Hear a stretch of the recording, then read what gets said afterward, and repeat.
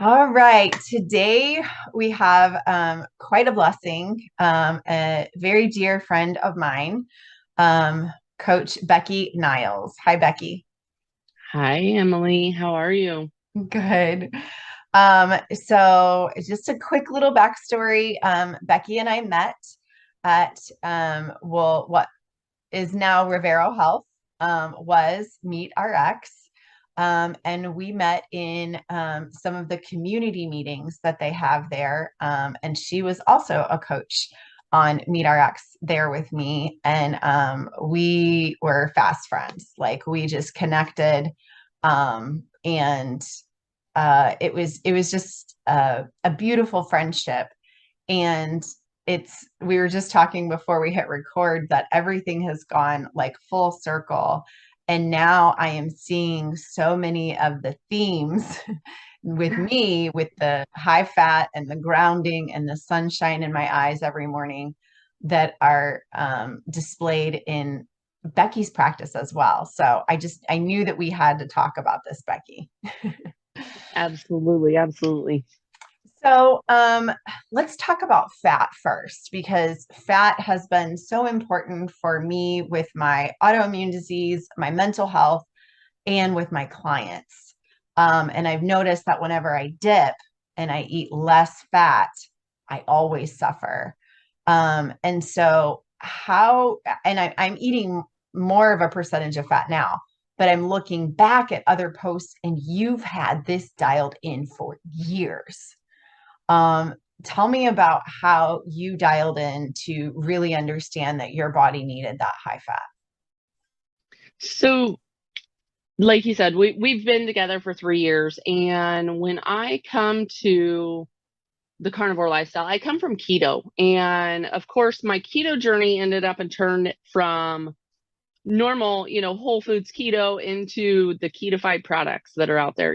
Let's slap a label that says keto and make it keto when in reality it's not. It's pretty much a processed standard American diet. So that was what kind of finished my keto journey. But yet, the whole time I was keto, I ended up and was high fat, moderate protein, low carb. I mean, standard keto.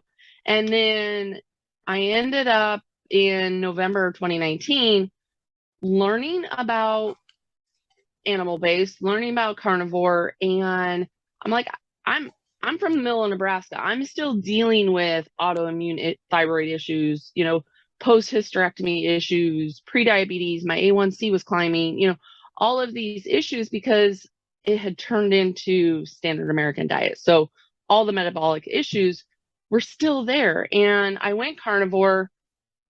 Of course, my journey has always been from a place of I'm going to end up and track the data because they can argue with me and they can argue with the facts. They can argue with, what I put out there, whether it's PubMed studies, but you can't argue with black and white and you can't argue with, you know, the photo results. And so I ended up jumping into carnivore, let's do this meat heals, let's do this, and I was eating a ribeye steak at every meal and I wasn't getting that signal, that leptin signal, that I was full. And so I was eating and never really getting satiated. Of course, then, and I mean, I still have, a continuous glucose monitor, but I was just at that time doing the finger sticks with my Mojo and my glucose was climbing and I wasn't sleeping real well. I was still having, night sweats.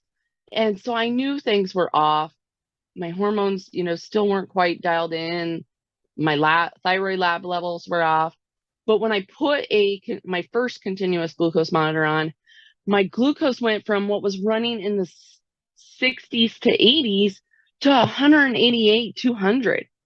And I'm like, What? what is going on? Just And eating steak. just eating those ribeyes. And I was eating, Wow. 2 to 3 a day because I wasn't getting full, that extra protein for my body. And as I kind of learned, and I think many of us are, now starting to get into it, the responses of insulin and glucagon, the ratio, um, for every individual. And I know several people out there, are very for the high protein, but yet a large area that we're seeing aren't tolerating that level of protein. And so anyway, I put the first continuous glucose monitor on, and I'm like, why is this thing? It's not only going elevated with a meal, it's not just a meal response, but it was elevating and staying there. So the time under the curve was increasing, which, is going to end up and increase the insulin response to continue to try and drive that glucose down. And then when it would, I was becoming reactive hypoglycemic because the surplus of insulin was driving that glucose even lower. And I wasn't really having the ketones. So it wasn't like the glucose was coming down and the ketones were going up. And that's when I'm like, I know whole food keto macros were working. And I went back to the high fat, and we're talking, within just a month or two, because I was in World Carnivore Month. And so going back, I ended up and I increased that protein, or increased that fat, brought that protein down. And that's actually one of the things many people end up and make the mistake of is they don't bring the protein back down. So they bring the fat up, and then High they have fat, high, both. yeah. Yeah. And so then they have this surplus of energy in their body, which the liver, if it ends up and has glucose or glucagon readily available, it's not going to end up and oxidize the fat. So you're not going to end up and be using the fat for energy. And that's where many people are still feeling, cold, fatigue, no libido. And they're like, carnivore just doesn't work. I did the high fat. Carnivore just doesn't work. And so, yeah, for me, I had to really dial that in. Once I dialed that in and got, my glucose stable, things really started to turn. And I'm like, okay, I'm going to end up and stay this way. And I did for 2.5 years. And I do think protein's important. So I will put that in there, that even as low as I went sometimes, I don't see that as being a benefit long term. I do, realize that protein is essential for our body to end up and rebuild. I'm Yeah, so glad you said that, because whenever Amy and I did the Beyond Carnivore workshop and we started presenting this idea to people with the lower protein and the higher fat, there is inevitably somebody who's going to go to one extreme or the other. Yep. And they asked us the question in the workshop. So how about I just don't eat protein? How about I eat only fat? And I'm like, balance, y'all, balance, Yeah. like balance. Yep. So I think it's so important to say, we're not saying protein is bad. We're saying protein is good, but that sometimes you need to dial it in, dial it in to find out what is working for you and what is not working for you. Because I was the same way. I was eating 1.5 pounds of protein a day and then 8 ounces, or so half a pound of fat. And so I was, high fat, high protein, and it wrecked my liver. And I didn't know until I just had no energy. I went to a functional doctor and he ran some blood work and he was like, your liver's not okay. And I was like, what? Like, I'm so healthy. I'm eating healthy, I'm not eating what I was for 40 years. I was eating mac and cheese and ice cream and pizza, The processed standard American diet. Yeah.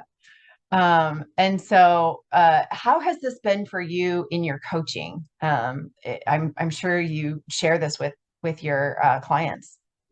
Like you said, it is a hard thing for them to end up and grasp of, you want me to do what? And so the reassurance of, this isn't long term. This is just to get your body used to burning fat as an energy source, used to burning fat as, and producing ketones and getting you adapted. And as they're fat adapted, they do seem to be able to increase that protein threshold. So, no matter whether you follow like the 1 gram per kilogram, or, even Dr. Boz's ratio of your ideal body weight divided by 2.2, that's a starting point. And you can end up, as your body gets used to the ratios, which typically, I'm not saying, there was a time where I was like 90% fat, 10% protein. And I'm not saying that for anyone. Many people do really well on just an 80/20, but trying to get them to realize that fat's not the enemy. We need fat. We need the cholesterol, and that's one of the reasons why I also do the meeting, Eat Fat and Thrive, is because people fear fat. We've been told low fat. We've been told, to end up and do that way of eating for so long, that when I come and say, this is what I want you to do, but once they start seeing the results of, like I have another MS client right now that she's in ketosis, and she's like, I have the energy. I'm able to end up, doing X, Y, and Z. And she's like, for so long, I ended up, and I had so many issues with eating a lot of protein, digestive issues even. And she's like, I never put two and two together. And so it is a blessing to end up and be able to do that for some. And for others, it takes a couple times of, telling them this is, what I do, but leading by example. It's like you said, I've been doing this for 3 years now. And it's changed. I mean, if anyone looks at my YouTube, I have a lot of different ways that I end up and use the fat, whether it's tallow, whether it's what I call my beef crack, which is just a fried, suet. There's different ways of doing it than just adding, a stick of butter. Mm-hmm. And that's how. How have you found is the best way? Because I think I get that question quite often from people. How can I eat more fat? And so I know that you have tons of resources, but just give me like your top three. So my top three would end up in the beef crack, the whipped tallow, because a lot of people don't end up and tolerate rendered fats, just poured on their meat. But for some reason, if they cool that tallow and they whip it, they don't have to add the flavorings. But if they just end up and whip that tallow and eat it, like in a frozen stick, they're able to tolerate it. Now we've kind of even transitioned to eating it raw, that it is more sets better on their stomach, and they don't have, like any type of nausea or diarrhea or anything, from increasing it. So the body really is digesting it and absorbing it, because that's a lot for many people too, is getting the body, and especially those without a gallbladder, or with, like, I have one gal that she had, prior to coming into this lifestyle, some colon issues. And so things tend to pass through her a lot quicker. And really changing that way that she was consuming the fat was ultimately, what propelled her in her healing, of being able to absorb that, slow that digestion down enough to where she was absorbing it, and the body was doing what it needed to with it. Yeah, I mean, you know me, I eat it raw, frozen, and salted. And that's how I've eaten it for years. But I struggle with getting clients to even try it. Um, have you found an easy way to get people to try it or to like it? Starting with it cooked. I mean, because if I end up and I tell someone, I just want you to end up, eating an ounce or 2 ounce or whatever in a day that they're consuming, they're like, you want me to eat what? It tastes like candle. And I'll say I was the same way. A couple years ago, I thought raw fat trimmings and suet tasted like candle wax. It was just not very palatable, didn't have much flavor. But like you said, salt is the key. If you can get the salt on there, especially Redmond salt, it goes really nicely with, a steak. And But as I'm transitioning them in, I will tell them to air fry it. That's where the beef crack, which is fried in tallow, or you can air fry it, and taking just a little bite of extra fat with your meat, and starting it that way. So it's still in chunk form. It's not in liquid form, but it's in the chunk form, and eating that, with a bite of steak. So I tell them, end up and look at like you're eating a ribeye that, has the nice fat cap to it. And just you're eating that ratio of fat with meat, fat with meat. And instead of, just eating fat first. And that is where some people end up in transition to, is eating the fat first and then eating the protein. But because that also will signal to the body when you eat that fat first that it is burning that you're still a fat burner when you end up and you have that fat first.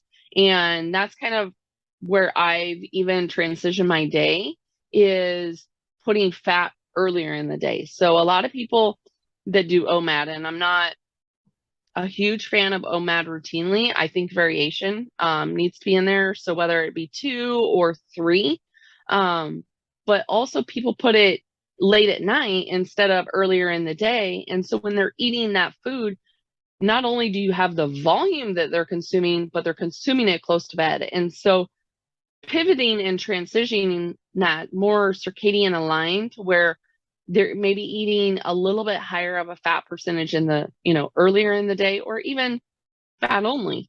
And I did that for a while. I did, just my beef crack first thing in the morning. And then I would have my second and my third meal that had protein to it.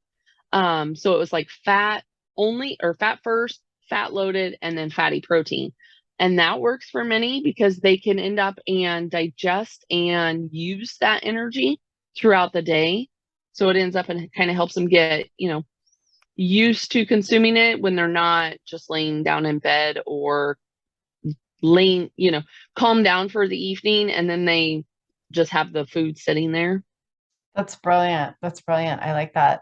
I think it is really important to have variety and to meet yourself where you're at, everyone who's like, okay, I'm gonna be OMAD, I'm gonna white knuckle this, and I'm gonna be OMAD, and you're just like, stop, like Yeah. slow down. Um, what about sourcing? Have you found that there are some fats that you get from farms that are waxy, like candle, like you can't even chew it? It's like sticks to the roof of your mouth. And then you found other fat that is dense, like cheese. Yeah, it definitely ends up and depends where you source it. Now, I source mine local. We get a whole beef processed every year. And so I end up and just have the fat, whether it be the fat trimmings or whether it be the suet, I get like big bags. And I've put it on my Instagram before, but I get these big bags and these big chunks. But there are several sources, especially if someone ends up and wants more ruminant meats, they're able to source, say, lamb or goat or, bison or, these other fats to kind of have a variety. In my opinion, they all kind of taste similar when you get into the ruminant meats. But yeah, if you end up and get one of those sources where it kind of ends up and sticks to your mouth, has an off flavor, I would look at other sourcing, honestly, because like I said, mine really doesn't have an off flavor. And that's why I'm now able to, transition and eat it raw, uh, because it's not off-putting to me. Have you been able to find like a certain way to ask the butcher or the farmer for to find the right fat, that it's not that waxy stuff? It really ends up and depends. I mean, some of it that I get is grass-fed, grass-finished. Some of it I know they, especially here in Nebraska, they grain finish them out for the last few days. I think it also depends what a person is healing from. Where are they coming from? Do they end up and need maybe that, cleaner grass-fed, grass-finished? So that's kind of what I'll end up and I'll use, not necessarily how I end up and ask. I don't do the CAFO, so I don't typically go to like a grocery store and just get the fat trimmings, from the local grocery store, because a lot of those are feedlot raised beef, which, hey, there's nothing wrong with that. If that means a person is going to end up and be, more animal based because that's the meat they can afford and that's what they can get, then Yeah. I would rather them, be able to go and get. So I don't want to, sound like I'm dogging the, grocery store meat, because I mean, we have got meat from there. I just don't typically get those fat trimmings. I will end up and go to an actual butcher that ends up and has, local farmers that are bringing the cattle in. They're doing on-site slaughtering, which you can find almost any of them, or any butcher around that ends up and does that. There's several. Uh, but that's the fat that I end up and prefer. But I do have people, like I said, that go to Whole Foods and get the fat trimmings. They go to their local grocery store that, get the primal ribeyes in. Of course, like I said before, everyone fears the fat. So as they're, chopping these primals up into ribeyes, they're also trimming it.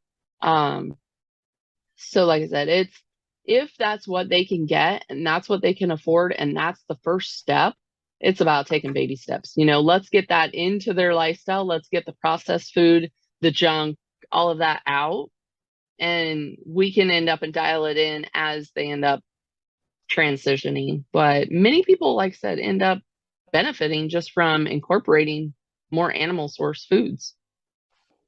And when is your Eat Fat and Thrive, and where can people like find out how to join that? So the Eat Fat and Thrive is actually with Rivero, and it's on Mondays. Oh, okay. Um, So they would I'm go to working on, Rivero.com. yep. So right now it's on Rivero.com, but we end up and are also starting our Fab Intuition community. It's on locals, and a lot of the same meetings are going to start moving and transitioning, or duplicating over to that community as well. So whether it's So the is Eat that Fat and Thrive. is Fab Intuition part of Rivero Health? No, so Fab Intuition is a community that Amanda Leah and I, a friend of mine, that we ended up and, started this family back when it was Meet Our Ex, actually. Um, we ended up, several of us, including yourself, that's how we kind of ended up and met, um, amongst, like, say, Thomas or Tom, Justin, Raymond, several of these coaches that we ended up and we're hanging out on meetings and finding how much the community ended up and valued that support. But yet we ended up kind of all going our separate ways, kind of doing our own thing, which is great. I don't, regret us going our own ways and doing our thing. That's beautiful. And that's what made us ourselves. But we also wanted to bring that full circle and bring that team, bring that value back together. And so Amanda Leigh and I started Fab Intuition. It is on locals.com, and it's our platform or our community to bring, and I say our by the family, the coaches. We wanted to bring this collab together. And so it's, even though, we ended up and started the platform, it's not just ours. We brought everyone in. We're all coaches, we're all team members. We, are doing this collectively, but we also are focusing on it not only being about nutrition, but being about lifestyle, being about the senses, being about, kind of going back to more of an ancestral, natural well-being. Absolutely. And that has been, you have been a real confirmation for me on my journey. I believe I first heard about it from Carnivore Yogi, to get your bare feet on the ground and the morning sun in your eyes. And what was so beautiful for me and my experience was as I started doing that, you would post about it. You would post your walks and you would post a picture of your sunrise. And I was just like, I'm not alone. Like Yeah. Becky's on this journey with me. And then Brett, is on this journey with us. And then like so many people. I mean, I can go through my news feed now and I'm just like, oh, there's like, and then I don't know if you've gotten to know Ryan Mitchell Brown. Yeah. He'll post about his, morning walks and stuff. And it's just like, wow, I see a theme. Like we started with animal meat and animal fat, and now it's just like we're growing. Like there's more to the healing. There's more to the story. There's more layers. And so you were a huge confirmation for me. So thank you so much for being so transparent with your journey. Well, absolutely. And I think that ends up and helps the individual. They end up a lot of times what you see on social media is someone's highlight reel. And that's one thing I will say with Sarah and I, or Carnivore Yogi. Sarah's a good friend of mine.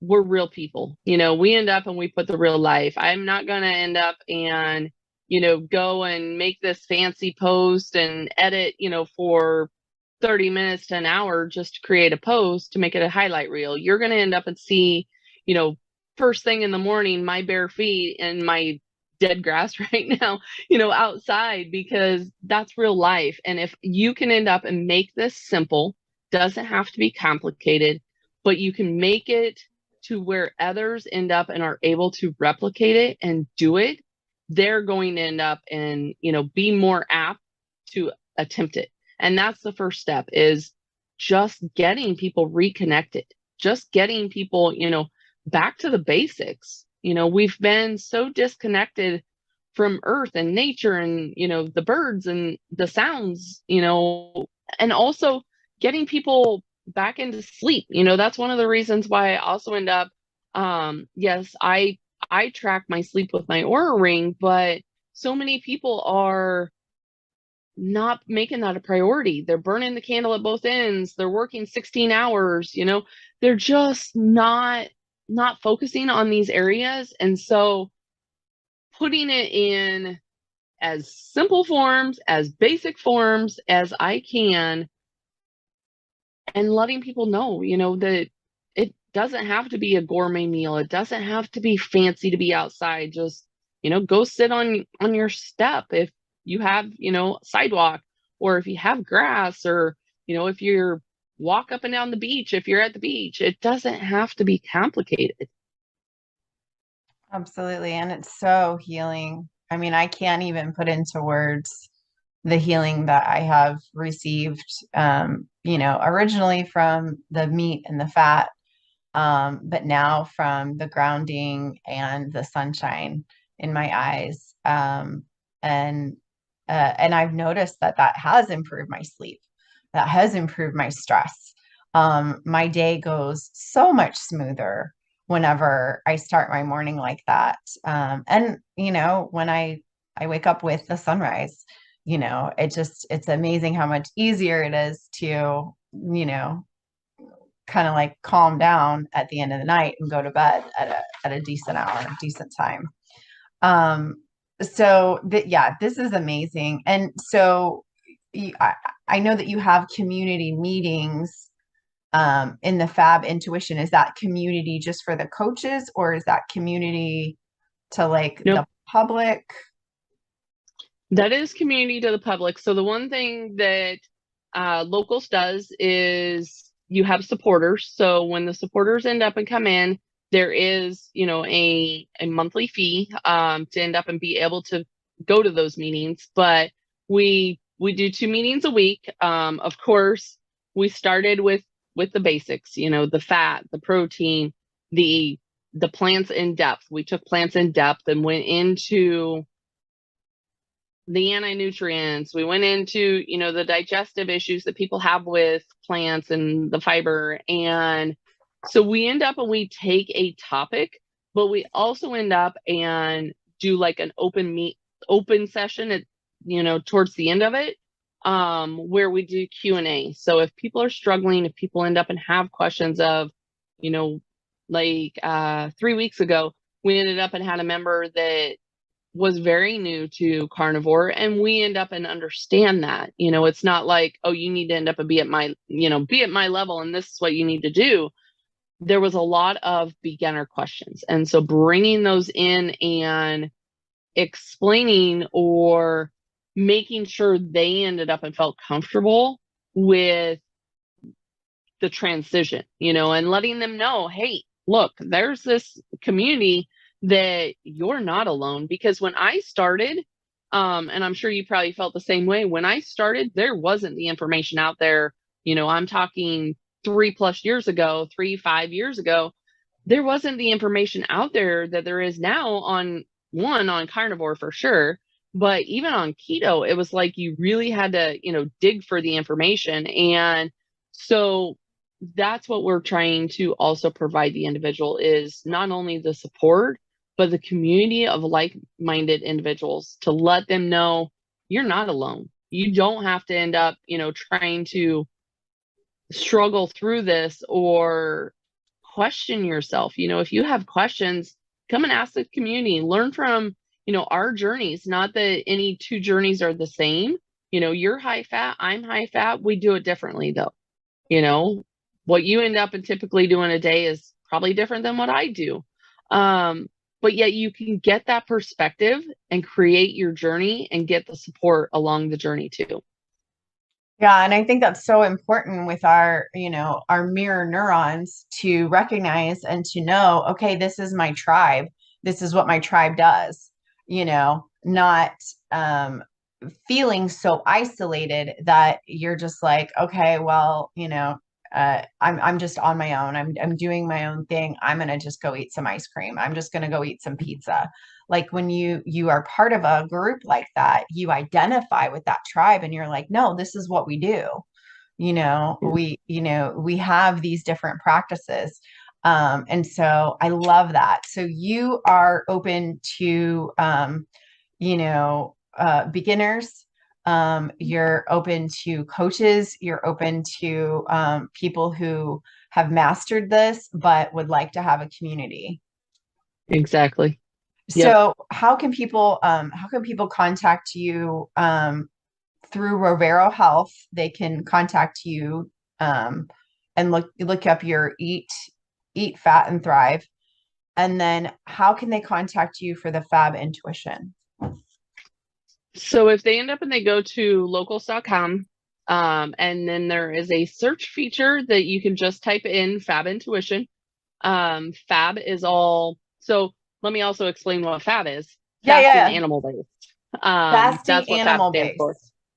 Fasting animal based or forever animal based. So that's what the Fab stands for. The intuition is all these other areas that we spoke to: the circadian rhythm, the stress management, the sleep. That's what the intuition, because that's what our innate health is supposed to end up and be aligned with. And so we combine them together to create the Fab Intuition. I love it. Um, and not everyone has to be fasting. So let me put that out there. Even though it is, fasting animal based, you don't have to be a faster in order to be in the community, because I think, some people do end up kind of doing a little bit of intermittent fasting. Like you said, some people do OMAD, some people do too.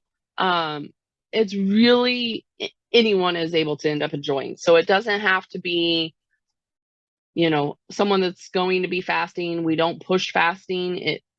Fasting doesn't work for everyone, and many people get fasting backwards. So, but yeah, if they go to locals.com, search Fab Intuition, Fab all capital, they will end up and be able to find us. We put posts out every week, anywhere from articles to studies to video to book, in regards to the weekly topic. But they're able to post, they're able to, ask questions on the news feed, on that thread. And then like you said, we end up when we have meetings on Tuesday and Wednesdays. Tuesday during the day, because we do have some people around the world. So in order to end up and, catch them, we do have one earlier in the day, and then we end up when we have one on Wednesday evenings. So those people that end up, working, are able to end up and come. So we're looking at, and the coaches eventually will end up being able to do their own meeting. So we will be building that perspective as well. If someone ends up, say they want to end up and have some form of a stress management meeting or Mental health. mental health or something along those lines, they'll be able to build that into the week as well. And so we will be building that out. There are more meetings to come, but for right now, there's just those 2 community meetings. This is so exciting. And it's so funny because I've been getting your emails, and every time I get an email, I scan my schedule for that week, and then I'll pencil it in, and then and I always have something else that comes up, and I'm like, so one day I'm going to be in those meetings. I'm so looking forward to it. You and Amanda Leah have really got a beautiful vision for this. And so I'm so excited about it. And like I said, just to return to some family time, with our original roots. It was quite an event when all of our paths crossed. And I love the way that even though our paths went different ways, they still continue to keep crossing, and we've stayed connected.